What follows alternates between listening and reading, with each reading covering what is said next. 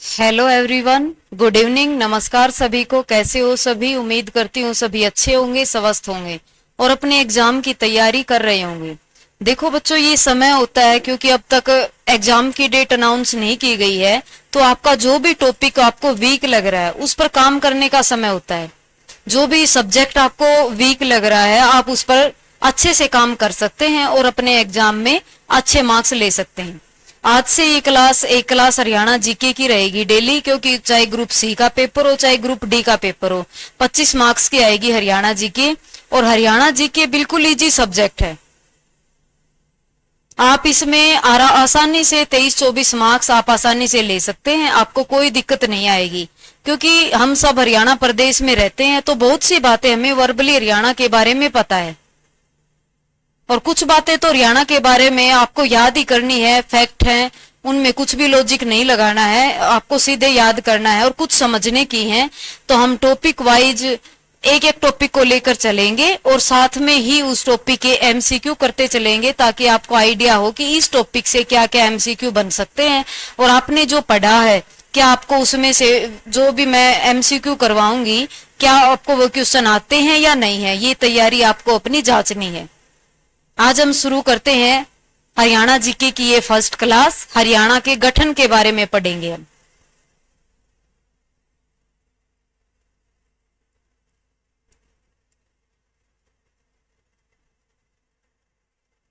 हरियाणा का गठन।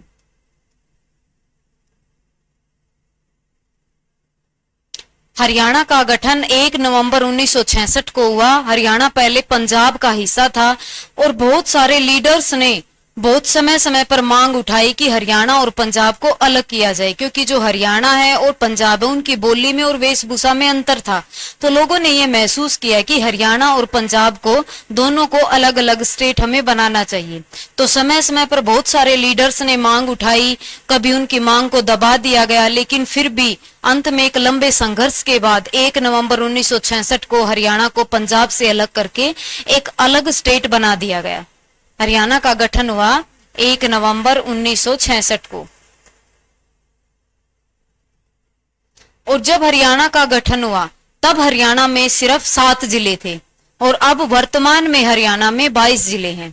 और हरियाणा के गठन के समय 7 जिले थे। वो 7 जिले कौन कौन से थे? कई बार एग्जाम में यही आता है, वो उन 7 जिलों में से ही दे देगा और एक जो ना है वो जो नहीं है वो ऑप्शन में डाल देगा। तो आपको पता लगाना है कि उन 7 जिलों में कौन सा एक जिला नहीं है। जब हरियाणा राज्य का गठन हुआ तब 7 जिले थे। तो उसकी एक ट्रिक है, हम ट्रिक के साथ हम इजी वे से हरियाणा जीके को करेंगे। हम बिल्कुल लेंथी नहीं लेके जाएंगे, जो आपके लिए सुटेबल होगा हम वही करेंगे। इसको याद करने की एक ट्रिक है, घर जम्मू कश्मीर में। इससे आपको इजीली याद हो जाएंगे। हरियाणा के गठन के समय 7 जिले थे, घर जम्मू कश्मीर में। कौन कौन से जिले थे हम ये देखते हैं।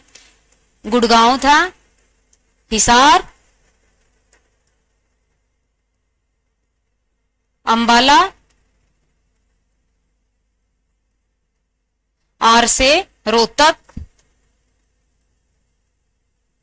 और जे से क्या आएगा? जे से आएगा जींद, और के से क्या आएगा? करनाल, और एम से क्या आएगा? महेंद्रगढ़। हरियाणा के गठन के समय 7 जिले थे घर जम्मू कश्मीर में। ये इसको याद रखने की ट्रिक है। ये गुड़गांव, हिसार, ए से अंबाला, आर से रोहतक। आपको रेवाड़ी नहीं करना है, आपको पजल बिल्कुल भी नहीं होना है। आर से रोहतक आएगा, जे से जींद है और के से करनाल है। देखो के से कैथल भी बनता है, कुरुक्षेत्र भी बनता है, लेकिन हमें क्या याद रखना है? के से क्या आएगा? करनाल आएगा, और एम से क्या आएगा? महेंद्रगढ़ आएगा। जब हरियाणा राज्य का गठन हुआ तो उस टाइम ये 7 जिले थे। इनमें सबसे बड़ा जिला कौन सा था? इनमें सबसे बड़ा जिला हिसार था। ये सबसे बड़ा जिला था। और उसी टाइम में हरियाणा के गठन के समय सबसे छोटा जिला कौन सा था? सबसे छोटा जिला था जींद जिला था।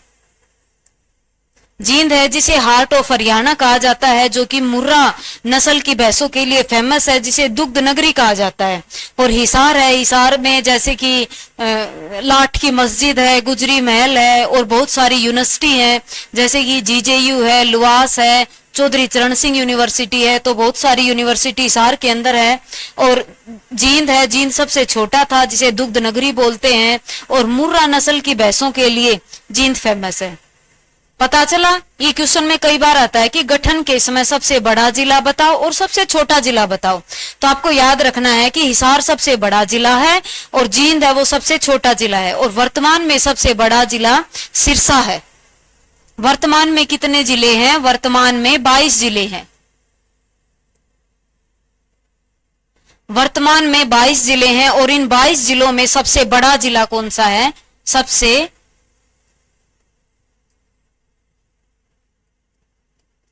सबसे बड़ा जिला है सिरसा, जिसका एरिया कितना है? 4277 वर्ग किलोमीटर। वर्तमान में सबसे बड़ा जिला सिरसा जिला है, जिसका एरिया 4277 वर्ग किलोमीटर है। इतना आया समझ में सभी को? अब हम क्या देखते हैं, देखो जो भी स्टूडेंट जिस भी डिस्ट्रिक्ट से रिलेटेड है, जिस भी डिस्ट्रिक्ट में रहता है, जिस भी एरिया में रहता है, उसको अपने एरिया से रिलेटेड सभी बातों का पता होता है। वो अपने आसपास की जो हिसार डिस्ट्रिक्ट का, उसको लाठ की मस्जिद का भी पता है, गुजरी महल का भी पता है, और ये बहुत सारी यूनिवर्सिटी है, उसको इन सब का भी पता है। तो इसलिए हरियाणा जी के कोई टफ सब्जेक्ट नहीं है, बिल्कुल इजी सब्जेक्ट है, क्योंकि बहुत सारी चीजें तो आपको वैसे ही याद है। जैसे कि भिवानी है, भिवानी को भारत की छोटी काशी कहा जाता है और हरियाणा की छोटी काशी कैथल को कहा जाता है। और भिवानी है, भिवानी पर बहुत सारे मंदिर है, मंदिरों की अधिकता के कारण ही इसको भारत की छोटी काशी कहा जाता है। तो बहुत सारी बातें तो आपको वैसे ही याद है। जैसे मेरा गांव फरमाना है और फरमाना की बहुत सारी बातें मुझे वैसे ही याद है। फरमाना में दक्ष खेड़ा है, जहां से वो पुरानी चीजें मिली है, तो उसको मेरे को याद करने की भी जरूरत नहीं पड़ी, मेरे को वैसे ही याद हो गया। जैसे कि महम है, महम में गुजरी महम में ये ज्ञानी चोर की बावली है, जिसे हम बावड़ी भी बोलते हैं, स्वर्ग का झरना भी बोलते हैं, जिसकी स्थापना 1656 में सूदो कलाल ने की थी। इसलिए जहां के भी आप हैं, जिस भी एरिया से आप संबंध रखते हैं, उस एरिया से रिलेटेड आपको बहुत सारी बातें ऑलरेडी पता है। और कुछ फैक्ट हमें याद करने हैं ताकि एग्जाम में आपका कोई भी क्वेश्चन गलत ना हो। अब हम क्या देखते हैं? अब हम देखते हैं कि हरियाणा का गठन 1 नवंबर 1966 को हुआ, मैंने पंजाब से अलग किया। तो इससे पहले देखते हैं, इससे पहले की क्या प्रोसेस है, किन किन लीडर्स ने मांग उठाई हरियाणा को पंजाब से अलग करने की, उन सब बातों को देखते हैं। मैंने मेन पॉइंट स्लाइड पर लिख दिए हैं, आप देखो। सबसे पहले मांग किसने उठाई कि हरियाणा को पंजाब से अलग करना है? 1925 में दिल्ली अधिवेशन में, मुस्लिम लीग के दिल्ली अधिवेशन में पीरजादा मोहम्मद हुसैन, जो कि मुसलमान था, उसने क्या कहा? उसने ये कहा कि पंजाब को हरियाणा से अलग करना है। सबसे पहले मांग 1925 में दिल्ली में मुस्लिम लीग के अधिवेशन में उठाई पीरजादा मोहम्मद हुसैन ने। लेकिन उसकी बातों पर ध्यान नहीं दिया गया, क्योंकि तब तक हमारा देश आजाद नहीं हुआ था, और जो सभी लीडर्स का ध्यान था वो भारत देश को आजाद कराने में था। और इसी टाइम हमारे गांधी जी भी एक्टिव थे। और उसके बाद क्या हुआ? 1932 में देशबंधु गुप्ता, जो कि पानीपत से संबंध रखते हैं, उन्होंने ये सुझाव दिया कि हरियाणा और पंजाब को अलग किया जाए, क्योंकि दोनों राज्यों की जो बोली में भी अंतर है और वेशभूषा में भी अंतर है, इसलिए लोगों को आसानी रहेगी हरियाणा और पंजाब को अलग किया जाए। लेकिन इसने जो सुझाव दिया, इस पर भी कोई ध्यान नहीं दिया गया। तो बहुत सारे लीडर्स ने काम किया कि हरियाणा को पंजाब से अलग किया जाए। उसके बाद क्या हुआ? उसके बाद है कि भी बहुत सारे लीडर्स थे, बहुत सारी जनसंघ पार्टी थी, बहुत सारी पार्टियां ये मानती थी कि हरियाणा को पंजाब से अलग नहीं करना है। उसमें क्या थी? उसमें ये थी आर्य समाज था, महासभा थी, जनसंघ पार्टी थी।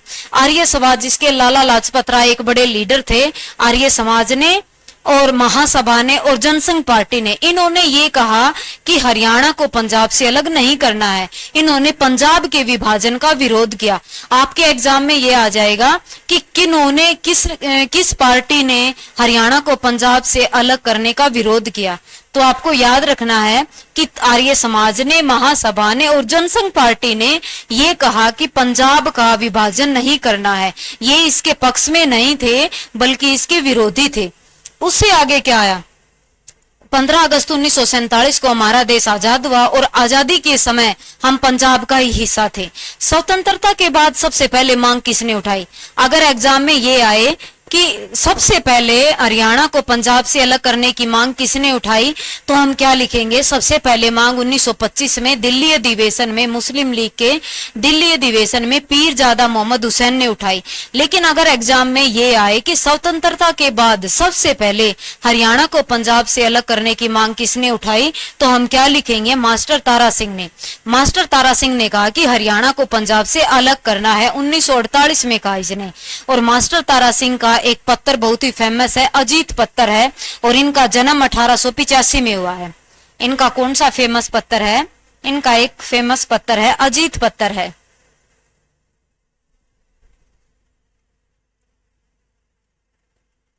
अजीत इनका पत्र है। और जो मास्टर तारा सिंह है, इनका जन्म हुआ था 1885 में। उसके बाद क्या आया? मास्टर तारा सिंह ने यह बात कही कि हरियाणा को पंजाब से अलग किया जाए, लेकिन इसकी बात भी अनसुनी कर दी गई, किसी ने कोई एक्शन नहीं लिया। उससे आगे क्या हुआ? 1 अक्टूबर 1949 को सच्चर फॉर्मूला लागू किया गया। सच्चर फॉर्मूला भीमसेन सच्चर की अध्यक्षता में इसका लागू किया गया। भीमसेन सच्चर थे जो कि पंजाब के सेकंड सीएम थे। पंजाब के फर्स्ट सीएम थे गोपी चंद भार्गव थे। अगर आपके एग्जाम में ये आए कि पंजाब के पहले सीएम कौन थे, गोपी चंद भार्गव थे, और सेकंड सीएम कौन थे, भीमसेन सच्चर थे। उनकी अध्यक्षता में भीमसेन एक सच्चर फॉर्मूला लाया गया 1 अक्टूबर 1949 में।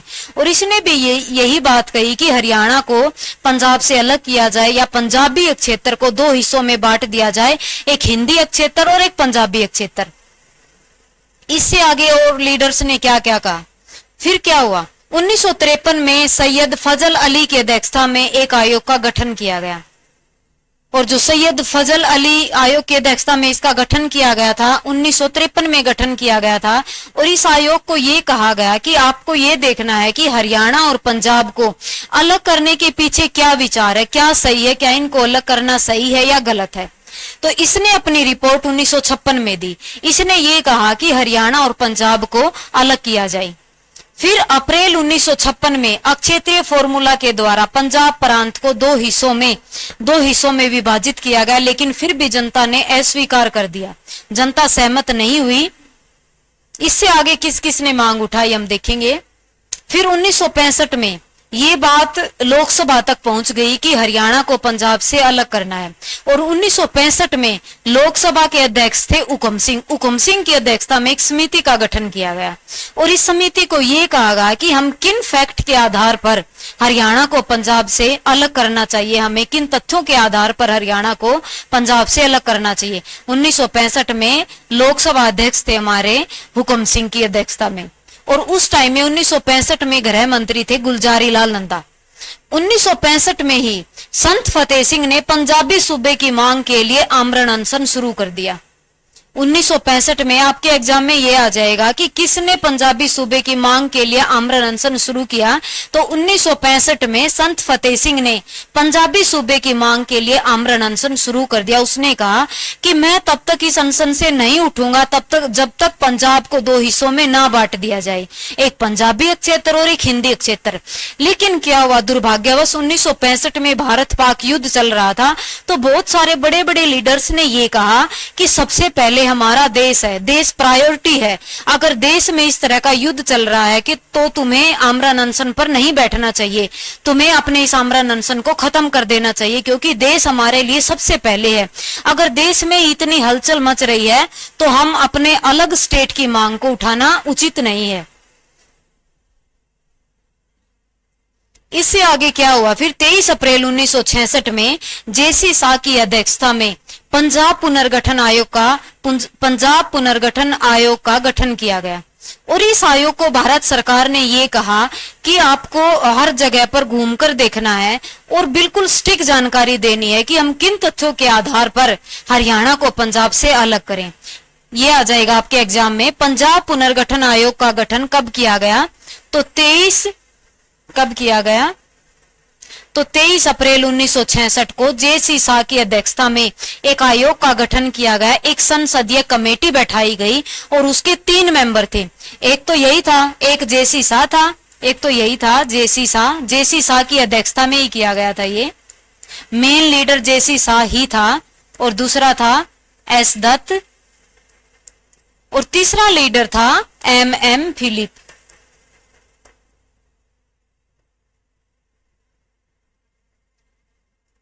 23 अप्रैल 1966 को पंजाब पुनर्गठन आयोग का गठन किया गया और जे.सी. शाह की अध्यक्षता में इसका एक कमेटी बैठाई गई और इस कमेटी ने यह बताया कि हरियाणा को पंजाब से अलग करना उचित है, क्योंकि दोनों स्टेट का पहनावा है, खान पान अलग है।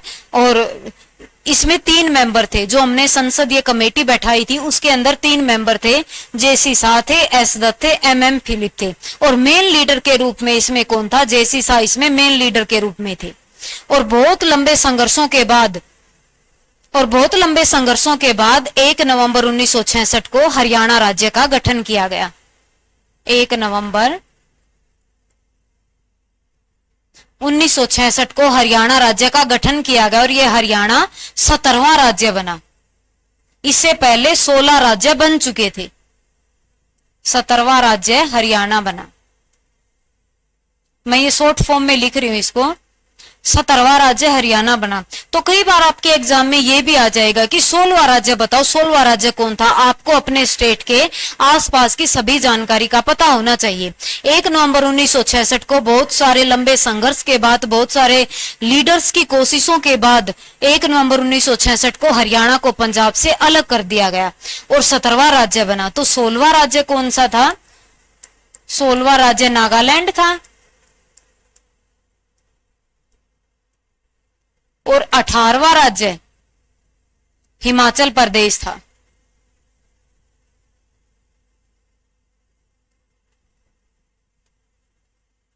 अठारहवां राज्य हिमाचल प्रदेश बना। जब हमारे राज्य का गठन किया गया तो फर्स्ट राज्यपाल कौन बनाए गए? फर्स्ट राज्यपाल श्री धर्मवीर सिंह बनाए गए। गठन के समय पहले राज्यपाल कौन थे?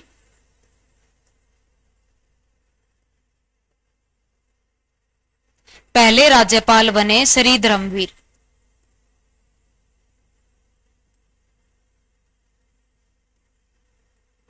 पहले राज्यपाल बने श्री धर्मवीर सिंह और इनका कार्यकाल था वो लगभग 10.5 महीने का था। एक बार एग्जाम में यही आया हुआ था कि श्री धर्मवीर सिंह का कार्यकाल कितने टाइम का था? उसमें ऑप्शन से 10 महीने, 9 महीने, 8 महीने, 10.5 महीने। तो पहले राज्यपाल थे जो श्री धर्मवीर सिंह, इनका कार्यकाल लगभग 10.5 महीने का था। और हमारे फर्स्ट सीएम कौन बने थे? पहले सीएम थे वो भगवत दयाल शर्मा थे। भगवत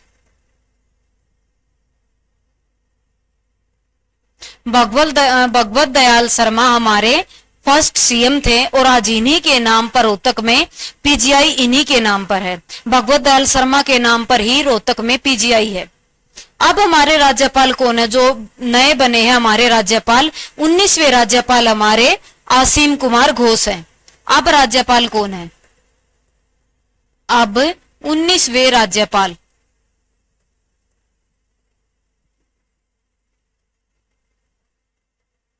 अब 19वें राज्यपाल आसीम कुमार घोष हैं।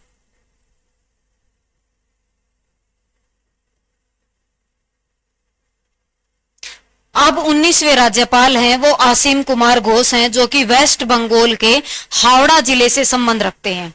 और हमारे अब वर्तमान में सीएम कौन है? श्री नायब सिंह सैनी हमारे वर्तमान में सीएम है। और जो ये हमारे राज्यपाल हैं, इनको शपथ दिलाई है Punjab and Haryana high court के जो मुख्य न्यायाधीश है सील नागू, उन्होंने इसको शपथ दिलाई है। याद रखना है आपको, कई बार एग्जाम में आएगा, क्योंकि ये नई नियुक्ति है, तो आपको अच्छे से याद रखनी है कि हमारे जो 19वें राज्यपाल बने हैं आसिम कुमार घोष बने हैं, जो कि पश्चिम बंगाल के हावड़ा जिले से संबंध रखते हैं। इनको शपथ दिलाई है पंजाब व हरियाणा हाई कोर्ट के सील नागू ने। ये 19वें राज्यपाल है और 18वें हमारे बंडारू दत्तात्रेय थे, जिनका संबंध तेलंगाना से था। समझ आया सभी को? आज ये हरियाणा के बारे में बिल्कुल सामान्य सी जानकारी थी, और कल से हम इसको एक स्लाइड के थ्रू या हम मेन टॉपिक की मेन जो इसके अंदर बातें हैं उनके थ्रू हम पढ़ेंगे। आपके 25 मार्क्स में से 23 या 24 मार्क्स अगर आप अच्छे ढंग से तैयारी करते हो तो आपको इजीली आ जाएंगे। हरियाणा जी की कोई भी टफ टॉपिक नहीं है। डेली के डेली हम छोटे छोटे टॉपिक को उठाएंगे और उसको क्लियर करते जाएंगे, और उसके साथ साथ उसके एमसीक्यू भी करेंगे, ताकि आपका कोई भी क्वेश्चन गलत ना हो एग्जाम के अंदर। और जिस दिन आपकी एग्जाम डेट अनाउंस हो जाएगी उसी दिन से हम प्रीवियस ईयर जितने भी पिछले पेपरों में आए हुए क्वेश्चन हैं उनको सोल्व करेंगे, क्योंकि हरियाणा में बार बार रिपीट होते हैं क्वेश्चन, तो उसके दाएं बाएं की जितने भी बातें हैं उन सबको करेंगे। अब एग्जाम डेट नहीं आई है अभी तक आपकी, अब आपको अच्छे से उस टॉपिक को समझने का टाइम है, अच्छे से आपको तैयारी करनी है और अपना सिलेक्शन लेना है। Thank you all of you.